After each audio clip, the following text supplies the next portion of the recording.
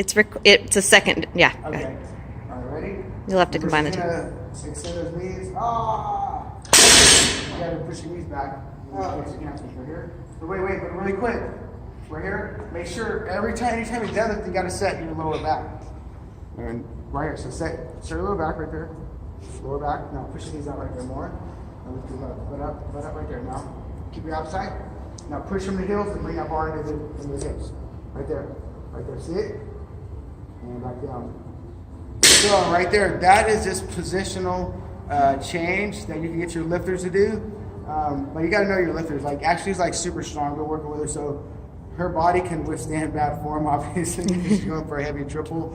But it's knowing her that I know that I can challenge her technique and also kind of do a different variation on her normal technique to where she's not gonna get hurt. That's why we're making this video.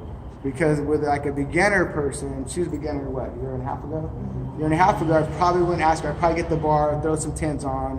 But what happens is when we go light, we're not necessarily going to feel the same muscles because we can, with lighter weights, we can withstand bad form and move weight pretty easy. Until the weight gets heavy, then we have to engage the correct muscles and stand in positions throughout the entire lift.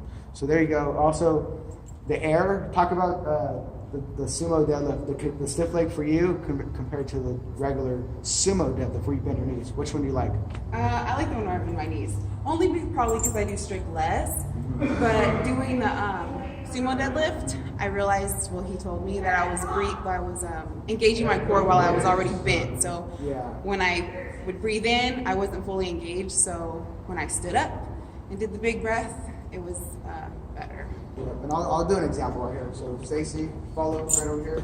So right here, we'll see this. Like a beginner will get here, and then get tight. So what happens, you guys be super aggressive, but what happens is if I'm closing off my diaphragm, I can't get big. So right here, our diaphragm and being able to stay tight and engage and get as much air as possible, that's going to keep my spine from rounding. All right, so I'm going to get my air, right here, get my air.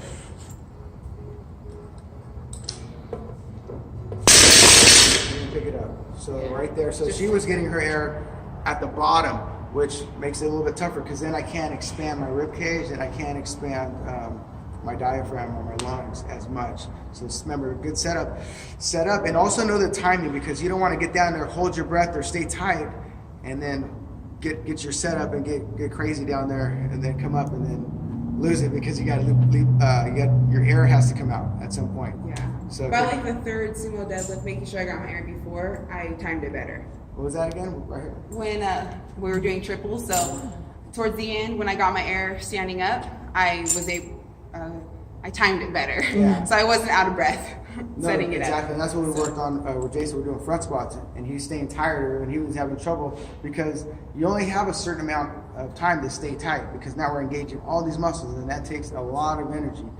And hold your breath in there and keep your abs tight. It takes a lot of energy. So timing all that so that you can make a really good, strong lift is pretty vital in making a heavy deadlift or a heavy front squat or back squat. So there you go. We got a little bit of technique out of the way for this week. And you guys go ahead and, if that helped you, go ahead and share it with your friends and family who deadlift.